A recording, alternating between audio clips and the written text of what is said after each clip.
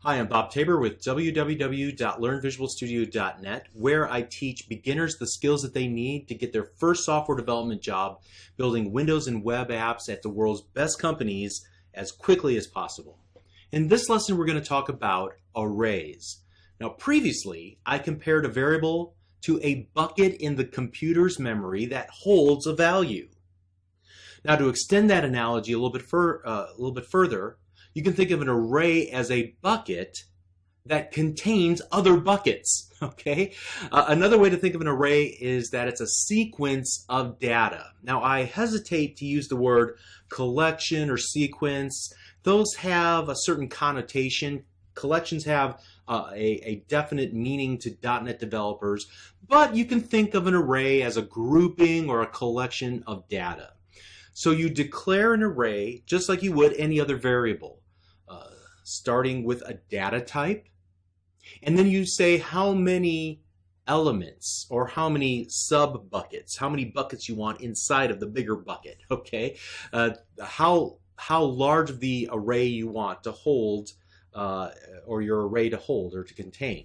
So you can access then any single item in the array inside of that sequence by using its index, or rather its ordinal position inside of the sequence that you want to access. So what I want to do is create a quick example of an array in action, and we'll visit this example a couple of times. The first time we're going to use kind of the longhand format, and then I want to show you a new shortcut as well. All right, so what I want to do is create a new project. So I'm going to, this time we'll change it up, go File, New Project. Make sure I'm working with C# templates, console application template, and we'll call this Understanding Arrays, and click OK. Okay, now take note that this time I'm going to use the square brackets whenever I work with arrays, not the curly braces. On your keyboard, it would be right below the curly braces, the square brackets. Okay, so here we go.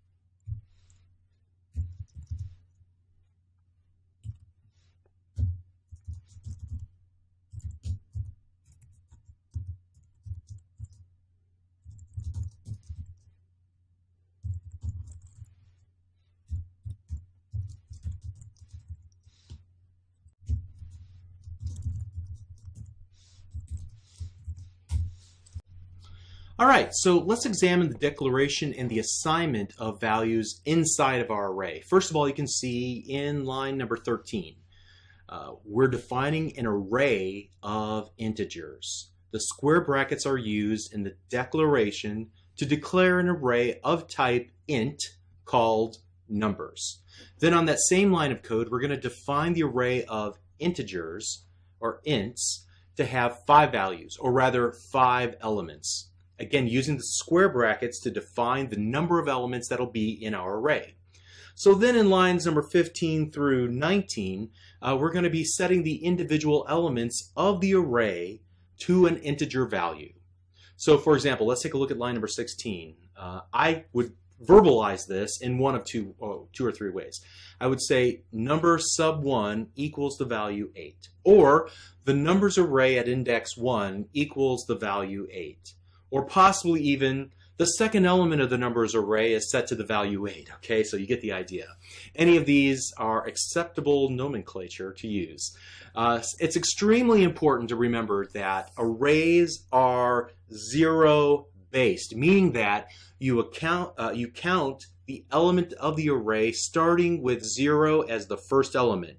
So the first element is 0, the second element is 1, the third element is 2. You've got to remember that. That is the source of so many problems for new developers. And it caught me so many times when I was first getting started writing software.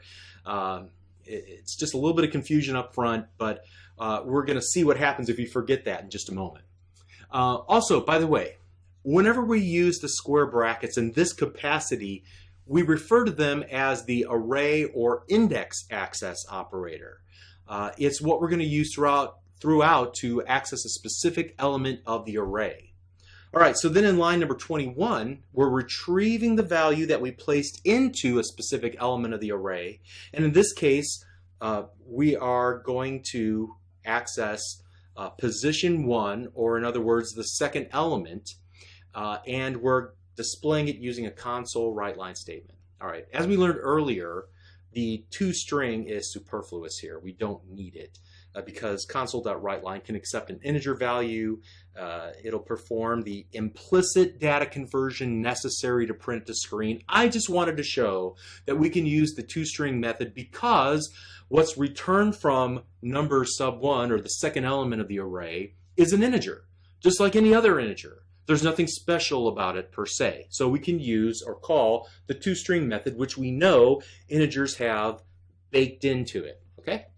So if we run the application, what would we expect to see? Well, the number 8, because it's the second item in the array that we created. Great. All right, so what happens if we add a line of code that references a 6th element like so? Let's go ahead. Equals 42.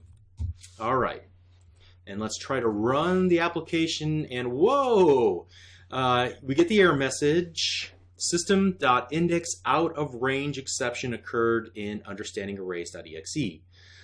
So let's go ahead and continue this.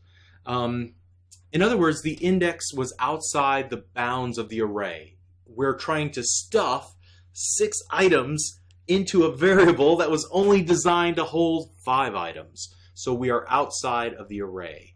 It's important to note that you cannot expand or shrink the array once it has been defined. It is immutable, all right? If you need that functionality, there are fancier alternatives to arrays that we're going to look at later in this course called collections. Also, you can declare and initialize the array in a single line of code. So we don't have to dimension the upper boundary of the array because the initialization will define that up front. So let's take a look at how to do that. I'm actually going to code, let's just do that, and we'll do this, and here I'm going to do the following.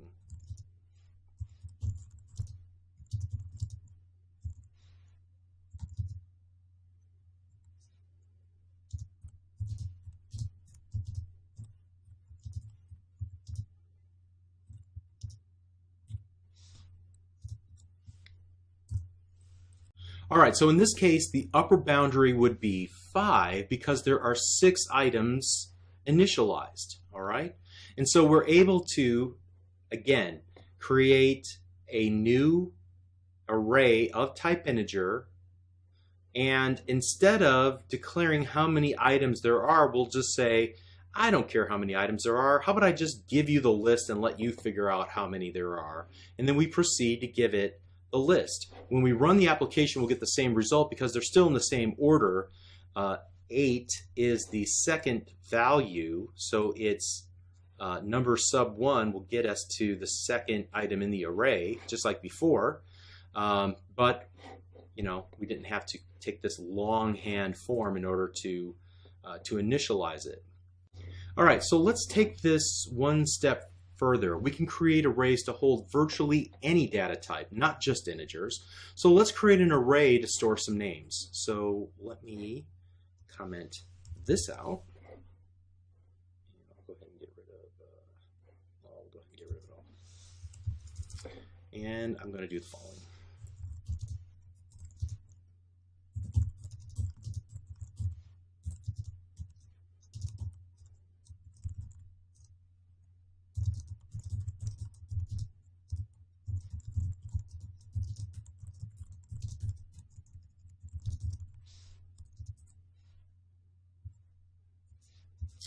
Okay, and now this time I'm going to do something a little bit more interesting. We used the for iteration statement in the previous lesson. I got another one for you here. Check this out.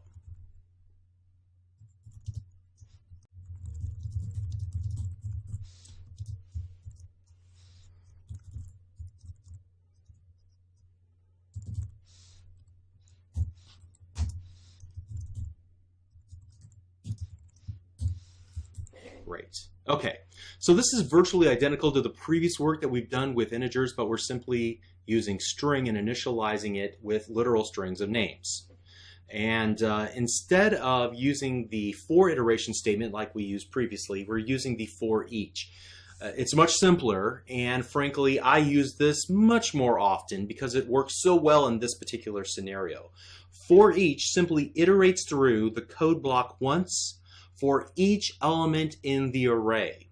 So for each string inside of the names array, retrieve the value, store it in a new variable that I'm going to call name, a temporary variable called name, of type string, and then execute this line of code. Easy. All right, so let's go ahead and see it in action. We just anticipate seeing our names, the four names listed from top to bottom, and we do. Great. All right, so now we've seen how we can use for and for each iteration statements to loop through arrays.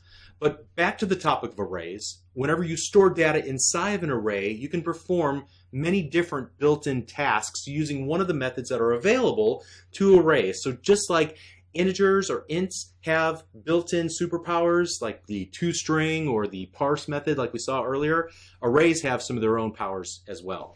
So let's comment this out, and we'll create one more example here. All right.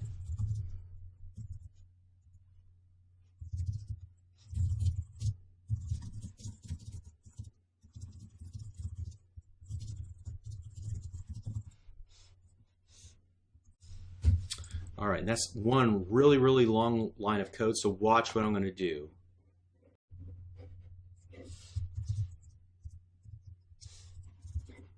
All right, one line of code, one string literal, but I broke it up into two pieces and used the plus operator to concatenate it back together, but put it on two different lines, so now I can just stay within a pretty narrow column of code, which I prefer. And it doesn't run off to the right-hand side of the screen. Again, easy for me to read. The indentation level lets me know that it's associated with the line above it. And so it's just something I wanted to demonstrate can be done. And now we'll continue on. That wasn't really the point of this.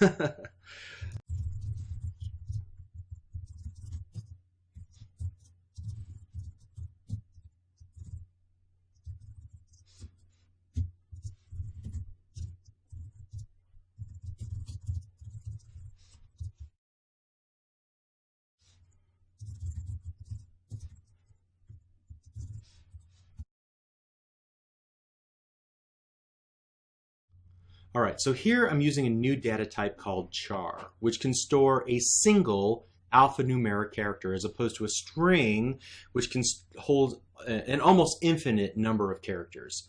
And then we're defining an array of chars, okay? But first we need to convert our string variable zig, which contains a famous quote from one of my favorite people of all time, Zig Ziglar, into an array of chars. So we're going to take one big long string and we're going to chop it up into each individual letter. Each individual letter will be an element of the char array, okay? How do we chop it up and convert it? By using the string has this built-in superpower, this built-in method called toCharArray. So take the full string, chop it up into individual letters. Each letter would be an element of the array, and assign it to my new char array, okay?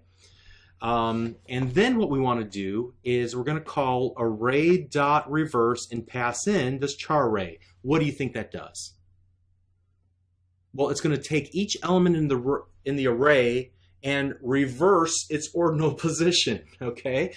So the first shall be last and the last shall be first, if you will. And then we're going to use the for each iteration statement to iterate through each char in the char array. And since I only need one line of code, I didn't need to use those curly braces to define a code block. It just has one line, okay? And then also, I want to make one small change here. Instead of using right line, because I don't want each of those on a separate line, I want them to line up next to each other, I'm going to get rid of the line. So I'm just going to use the right method this time so we can see the difference between right line and right, okay? We don't want a line break in between each character, fundamentally. And so now when we run the application, we can see, if we're successful, that it prints out Zig Ziglar's famous quote backwards. You can get what you want out of life if you help enough other people get what they want. Awesome. Let's go ahead and end that. Okay, so in this lesson we were primarily concerned about arrays, and we learned that arrays are basically a means of storing groups of data like numbers or strings or even individual characters. And along the way you learned about a few other concepts and techniques. First of all, you declare arrays by defining the data type and adding a pair of opening and closing square brackets. You then can either declare the size of the array like we did at the very beginning here, like that, or we can just give it the actual items that will be in the array in order to initialize its size and assign its values, all right? And so then you use square brackets to access individual elements of the array, either to assign a value or to retrieve a value out of the array. And remember, we said that arrays are always zero-based, and attempting to access an array element outside of that boundary, like we did here, outside of the boundary of the array's length, or rather the number of elements contained inside of the array, will cause an exception to be thrown. We're trying to shove too much data into the bucket, so to speak, all right? And you know, we didn't do this, but we can use the length property to find out just how many elements are inside of a given array. So let me do this real quick here. Just have a little fun. I'm going off the script a little bit because I didn't show this originally. So say I wanted to find out how many items are in my numbers array. I can print that out to screen by using the array's length property, which will give me the number of items in the array. So let me comment this out too. And we would expect to see how many elements? Pretty sure 5, right? Yep, 5. Great. Okay, moving on. If you prefer, you can use the for each iteration statement like we did here to iterate through each element in the array, which also extracts the value of each element into its own variable like we did here, okay? We can also call the array.reverse method to reverse the order of all the elements inside of a given array, like we did there. It allows us to basically switch the ordinal position from first to last and last to first, okay? So at any rate, hopefully this was pretty enlightening. Arrays are great, collections are better, and we'll talk about those much later, but we'll see you in the next lesson. Thank you.